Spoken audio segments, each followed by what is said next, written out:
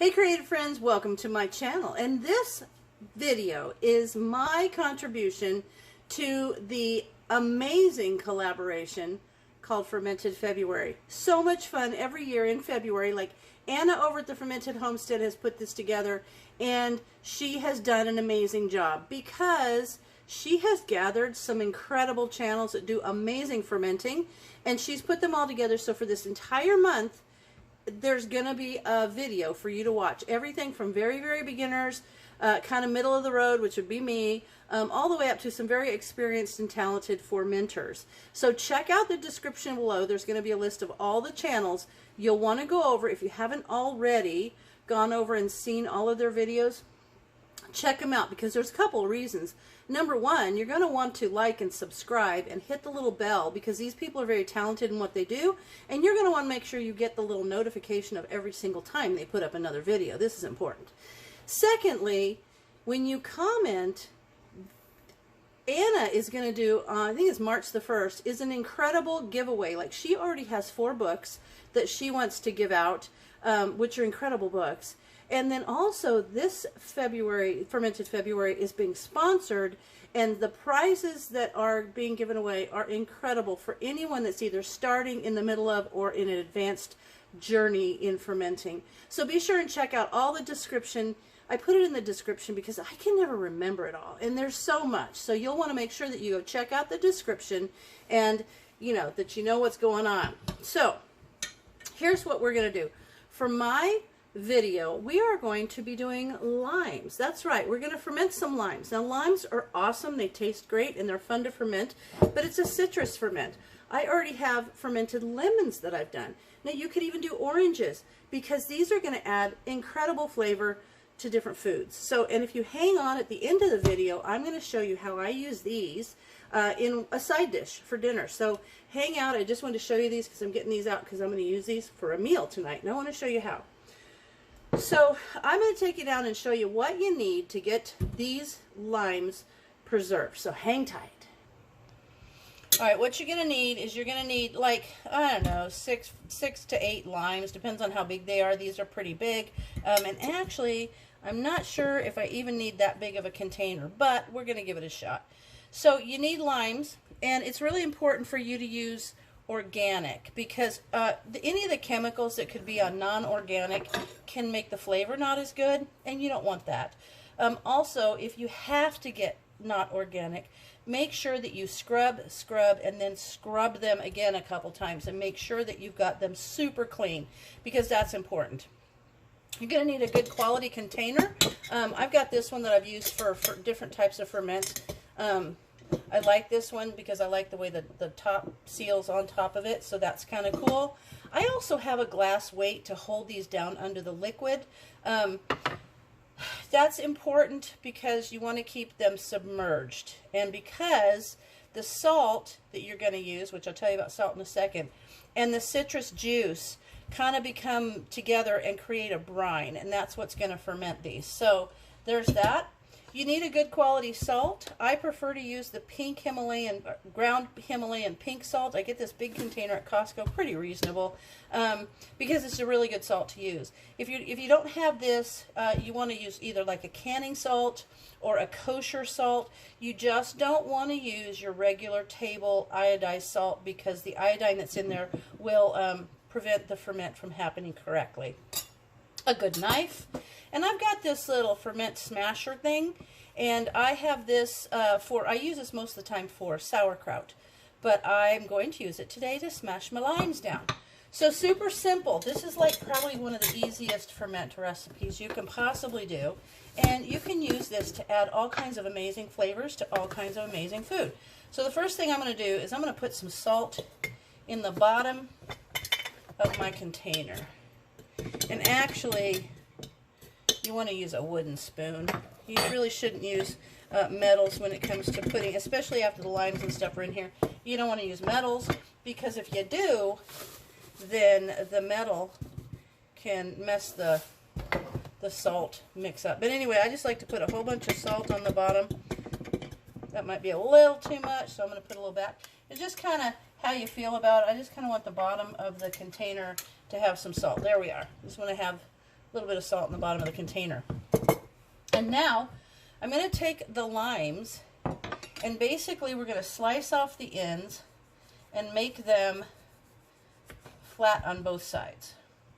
And this kind of helps. Now, sometimes you might need some extra lime juice because these may not be juicy enough, but I feel like these are, because they're pretty heavy. So then what you're going to do is you're going to take your knife and you're going to cut this down in 4 sections, but you're not going to cut all the way through because you don't want it to cut all the way apart. You just want it to be able to pull apart like that. And now here's what happens next. You want to fill this lime with salt all down in between the pieces.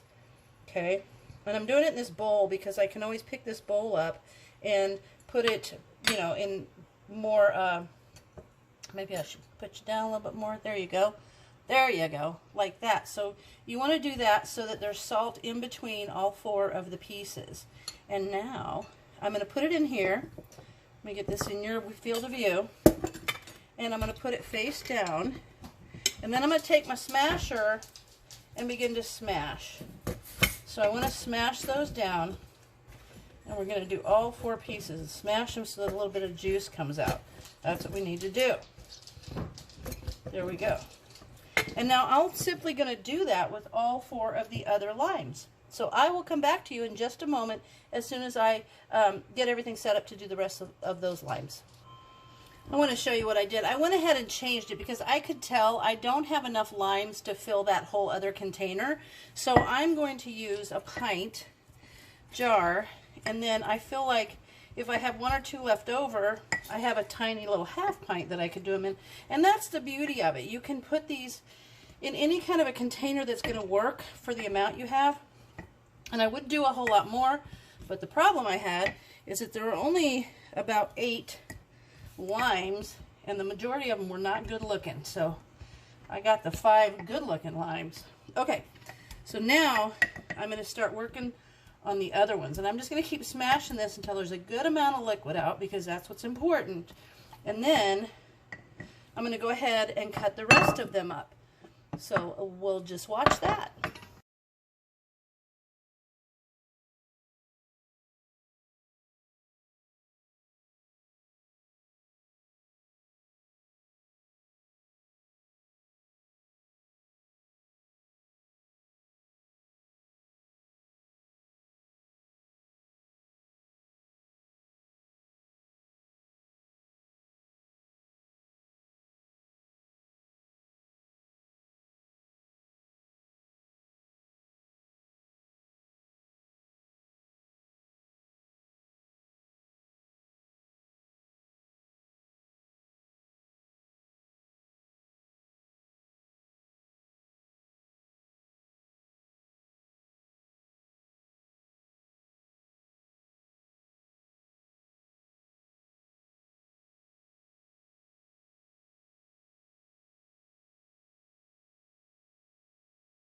Okay, so now you can see, this only took 4. I have an extra one, but that's okay. I can just use it in some other cooking. I'm not going to do an extra jar just for this one. And it has created tons of juice, which is awesome. And I'm just going to keep trying to shove it down because I'd like to put this weight on the top and have it far enough down that I could put the lid on. I'm not sure that that's going to happen. So let me just keep pushing it down. And you can see it'll go down and down a little bit more. You don't want to drink that salty lime juice either. I know it's pouring over the top, but that's fine. I'm just going to keep smashing. Oops, that was a lot. I think that that's good.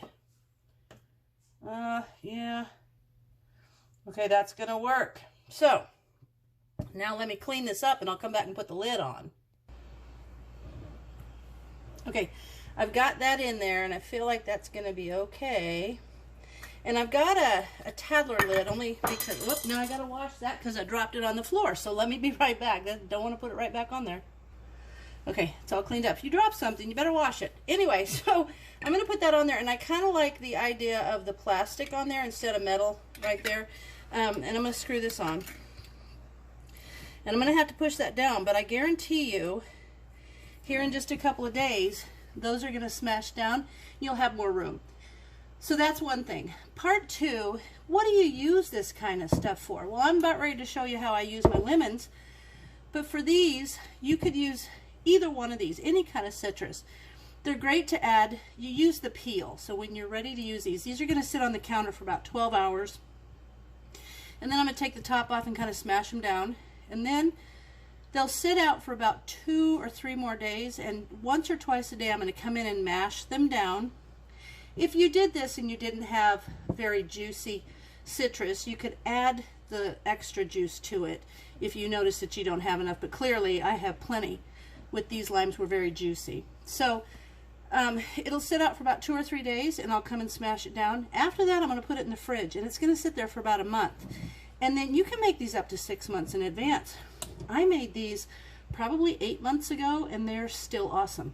So I'm going to show you how I use these. But you could do any of these. You could add a little zesty taste to vegetables, especially green beans with the lemons. So good. Put them in grains, and this is what I'm going to show you how I use my lemons, which I really love. You can, one really good recipe, especially for the lemons, is to have some noodles and then use a little butter and garlic, and then you're going to use the lemon rind, the yellow part. You're going to get rid of the white part, cut it into little tiny thin strips, and mix that in with the noodles, and it's so good. Of course, with fish, just put on the fish or as a little side thing, you know, little side piece with the fish. You can put it on the side of a plate with anything like pork chops or chicken. It's so good. Use it in marinades, use it in all kinds of chicken dishes. Be surprised if you put a little bit of this in your beef stew. It just gives it a bright, kind of a cleaner flavor. It's just really good. And of course, Moroccan dishes, this is where they really shine. So I'm going to go ahead and set this over on the counter, and I'm going to let that go, like I said, 12 hours. I'm going to smash it down, and then once or twice a day for the next couple, 3 days, and then it'll go in the fridge, and I'll have it there for at least a month, and then I'll have something like these lemons. So the tips of these, of course, I'm going to dehydrate these, and then I can grind them up into lime zest that I can use in all kinds of other cooking. So let me get ready to show you how I'm going to use this in a recipe. All right, now I've got my Instant Pot. I got the little Instant Pot, and I love it for rice because I just have to cook for the 2 of us, so it can just be like the 1.5 cups of rice, and it works out perfectly. Here's the thing. A lot of people don't know one of the best ways to do your rice, if you're going to do it, make sure you rinse your rice off and it doesn't get all that super clumpy. A lot of people don't do that, and then they don't like their rice because it's clumpy rice. But if you rinse that really good until the water runs clear, you're going to get a nice not such a clumpy bunch, although the clumpy helps. If you're using chopsticks like me, the clumps help. But anyway, so I also put a tiny bit of butter in there. So however you organize your rice, and you can do this with couscous, you can do this with all kinds of grains. But for me right now, we're going to use rice because this is going to be a side dish for dinner. And I'm having a little pork roast with the cranberry mostarda that Brian made for January, so it's going to be so good. But I'm going to make a lemon pepper rice, and the way I'm going to do that is I've got my rice in there, got a wee bit of butter, and I'm just going to put as much pepper as I feel like I want. So I'm going to bring this over so you guys can see what we're doing, and then we're going to cut up some lemon and put in there. So now we like pepper, so I'm going to put about that much.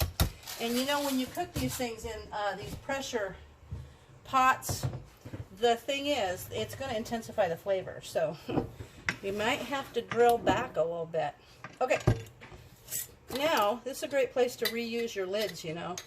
I'm going to reach in here and get me a lemon. I'm not going to use the whole thing because this is just a small pot of rice, so I don't need the whole lemon. I'm going to try to cut it and just get a wedge. There we go. Perfect. So that looks like a big chunk, but that's not what we're going to use. I'm going to bring you down so you can see better. Look at that. I got a new thing for my camera. It's working great. And then I'm going to cut the white part off and this part. And then I'm going to give this a quick rinse. I'm going to get those little pieces out. And let me run over and get this a quick rinse to get all that excess salt off, which in the rice isn't bad because it's salt, but hang on, I'll be right back after I've rinsed it. All right, rinsing it was literally just running some cold water over it. Okay, now we're just going to slice this in very thin, tiny slices. I'm going to tell you what, I have some jasmine rice downstairs. I remembered after I got all this rice prepared, or this would be even so much better with jasmine rice. Oh my gosh. Okay, so I'm going to cut these in wee little pieces. And it's just going to add such a bright, clean flavor to the rice and really give it some zip. Okay. All right. I'm going to add that in. And I'm going to bring this over and show you. You can see in there. See how that is? So now all I'm going to do, I'm going to give this a quick stir. Get those all in there. This is going to be, it already smells good, I'm telling you. I might add a little bit pepper, a little bit more pepper. It feels like I need it. And you can add other things to your flavor. So a lot of times when you look up recipes for this, it's all like Moroccan food or something, which is beautiful food. But if you don't have all the ingredients or whatever, just think about anything you can kind of spice up with a little bit of pop. And that would be what you could add this to. Okay, now I'm going to put this on. And the beautiful thing about cooking your rice in one of these guys is it only takes a few minutes. So I'm going to put this on here. And then I'm just going to hit the white rice button. And we will be back in probably 10 minutes because it cooks for 5, but it'll take about 5 minutes to get up to pressure. All right, friends, my little Instant Pot has beeped. So I'm going to open it. Oh, I'm going to bring you over here. Let's see. I'm going to open it for you. Hang on. Look at, okay, so you see the pepper and the lemon in there. I'm going to mix it up a little bit. This would be like so phenomenal with jasmine rice. So I'm just going to mix this up. You can smell a little bit of the lemon and the pepper. So good. So now let me adjust you again. I have a new thing for my camera. It makes it so much easier to move you guys around from one thing to the other. And I'm going to call Brian in here to do a quick taste test. He heard me. He's here. All right, this is some of that lemon pepper rice. You should take a taste. You want a fork? Here's a fork. Hang on, let me get you on here. Oops, there he is. Howdy. It's just lemon pepper rice. Hot. I know, it just came out of the Instant Pot. It's good. Is it good? Yeah. Good as a side dish, like with pork chop or chicken breast or baked something. Cool. You know, I could probably even put some chicken in there and some other type of Moroccan herbs and stuff and make it even better. All right, thank you. Okay, guys, so there you have it. You have preserving limes and what you can do with preserved citrus. I love the rice with the pepper. Now I'm just going to let this sit here because this is going to be a side dish for dinner. So I hope you guys go check out all of the recipes. Looky, look. Isn't that pretty? Kind of cool. Go check out all the recipes for the Fermented February. Thank you, Anna, for putting it on. And amazing prizes. Be sure and like and subscribe. And I do want to point out, if you don't see the Fermented February logo in a thumbnail, it's not part of this collaboration. So if you just hashtagged it, you might see other videos that say Fermented February, but they are not part of Anna's collaboration. And if you comment and stuff, you aren't in for a prize, but you will be on the ones that have the logo that are put on by Anna. So as always, thanks for watching, and we'll see you in the next video.